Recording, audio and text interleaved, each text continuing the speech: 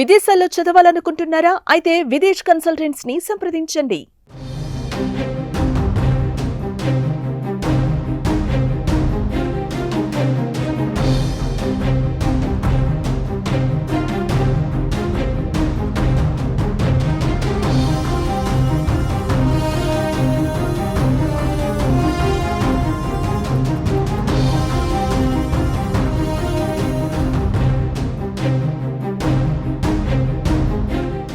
నాగర్ కర్నూలు జిల్లా దోమలపెంట దగ్గరలోని శ్రీశైలం ఎడమగట్టు కాలువ ఎస్ఎల్బీసీ టన్నెల్ దగ్గర సహాయక చర్యలు ముమ్మరంగా కొనసాగుతున్నాయి. సొరంగంలో చిక్కుకుపోయిన 8 మంది కార్మికులను రక్షించేందుకు అధికారులు తీవ్ర ప్రయత్నాలు చేస్తున్నారు. వాటరింగ్ చేసేందుకు సహాయక బృందాలు టన్నెల్ లోపలికి వెళ్లాయి. 12 కిలోమీటర్ల తర్వాత బురద నీరు ఉండడంతో ఎన్డీఆర్ఎఫ్ బృందాలు వెనక్కి వచ్చేశాయి. ఆ బురద వాటర్ను మాన్యువల్గా తొలగించాల్సిందేనని చెబుతున్నారు. దీంతో కరెంటు పునరుద్ధరణ, ఆక్సిజన్ పైపుల ఏర్పాటు, నీటి తొలగింపునకు చర్యలు చేపట్టారు ఇంజనీర్లు.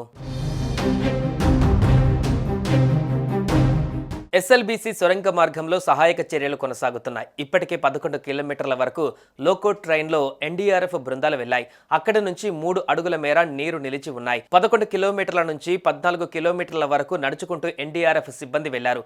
టన్నెల్ బోరింగ్ మిషన్ వద్దకు ఎన్డీఆర్ఎఫ్ బృందాలు చేరుకున్నాయి. ప్రమాద సమయంలో టన్నెల్ బోరింగ్ మిషన్ వెనక భాగం దెబ్బతిన్నాయి. టన్నెల్ బోరింగ్ మిషన్ 2 వైపులా పూర్తిగా మట్టి, బురద నిండిపోయాయి.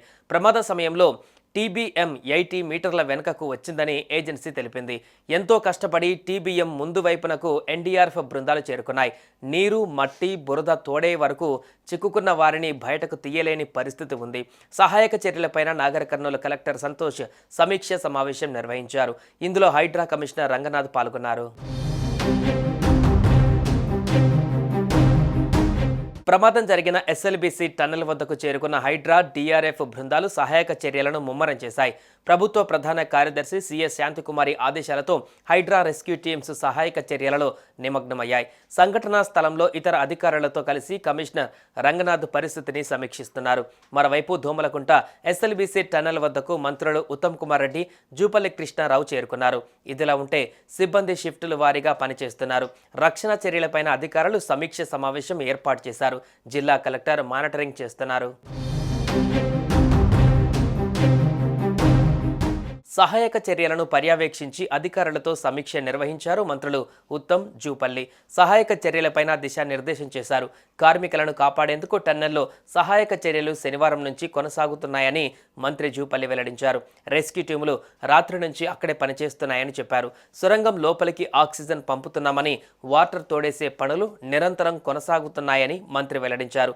ఇప్పటికే టన్నెల్ బోర్ మిషన్ వరకు సహాయక బృందాలు చేరుకున్నాయని, మరికొన్ని గంటలలో కార్మికులను రక్షిస్తామని మంత్రి జూపల్లి ధీమా వ్యక్తం చేశారు. ఈ ఘటనపైన ప్రధాని మోడీ సీఎం రేవంత్ రెడ్డికి ఫోన్ కాల్ చేసిన విషయం తెలిసిందే. ప్రమాద వివరాలను అడిగి తెలుసుకున్నారు. ప్రమాద స్థలానికి మంత్రులు వెళ్లి సహాయక చర్యలు చేపట్టారని సీఎం రేవంత్ ప్రధాని మోడీకి వివరించారు. సహాయక చర్యల కోసం వెంటనే రాష్ట్రానికి ఎన్డీఆర్ఎఫ్ టీంను పంపిస్తామని ప్రధానమంత్రి సీఎంకు చెప్పారు. అటు ప్రతిపక్ష నేత రాహుల్ గాంధీ తెలంగాణ సీఎం రేవంత్ రెడ్డికి ఫోన్ చేశారు. ఈ ఘటనపైన రాహుల్ గాంధీ ఆరా తీశారు. జరిగిన ప్రమాదానికి సంబంధించి పూర్తి వివరాలు రాహుల్ గాంధీకి సీఎం రేవంత్ రెడ్డి ఫోన్లో వివరించారు. సొరంగంలో 8 మంది చిక్కుకున్నారని, వారిని కాపాడేందుకు తగిన సహాయక చర్యలు చేపడుతున్నారని సీఎం రాహుల్ గాంధీకి వివరించారు.